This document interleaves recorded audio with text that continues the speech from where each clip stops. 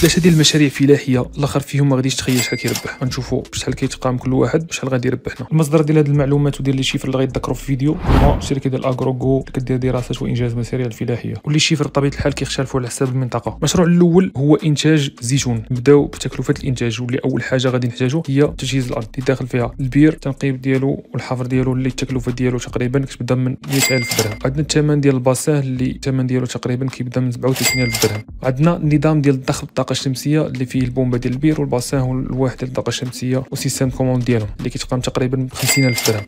ونحتاجوا الشجر ديال الزيتون اللي غناخذو كمثال باربيكوي اللي هو اكثر واحد كيتستعمل حاليا. نقدروا نغرسوا ما بين 300 حتى 1500 شجره في الهكتار، هادشي على حسب التوزيع اللي بغينا نديرو في الارض. غناخذوا حنا 1300 كمتوسط اللي الثمن ديالهم 5 دراهم في السوق، اللي غتكلفنا تقريبا 6500 درهم. نجيو دابا البلونطاسيون اللي التكلفه ديال تجهيز الفرد ديال الزيتون، الطراساج والغرس ديالها اللي كيتقام تقريبا ب 10000 درهم. وعندنا جيوات والريزو ديريغاسيون اللي غتقاموا تقريبا 5000 درهم. الثمن ديال اليد العامله اللي غتقاد وتجني الزيتون اللي غتقام تقريبا ب 10000 درهم للعام. واخيرا عندنا الثمن ديال لي زونغري بروتيكسيون فيتوسانيتير اللي غادي تكلفنا تقريبا 6000 درهم للعام. يعني المشروع كامل غادي يكلف 233500 درهم، وهادشي كامل راه يقدر يطلع باقل من نص الثمن بحكم ان الدوله كتعطي دعم لهاد المشاريع اللي غندوي عليها في فيديو اخر. نجيو دابا الانتاج اللي كيبدا في العام الثالث من بعد الغرس اللي غيعطينا تقريبا حتى ل 28 كيلو الشجره. شحال غادي نربحوا من هادشي كامل؟ يعني عندنا 1300 شجره غادي تنتج 36 طن، والثمن ديال الزيتون في السوق يعني 6 دراهم. الربح في كل عام غادي يكون تقريبا 218400 درهم. بطبيعه الحال ما نحيدوش تكلفه المشروع بحكم انه استثمار اولي اللي يقدر يتعوض مع بدايه الانتاج. المشروع الثاني اللي هو انتاج الخضر والفواكه،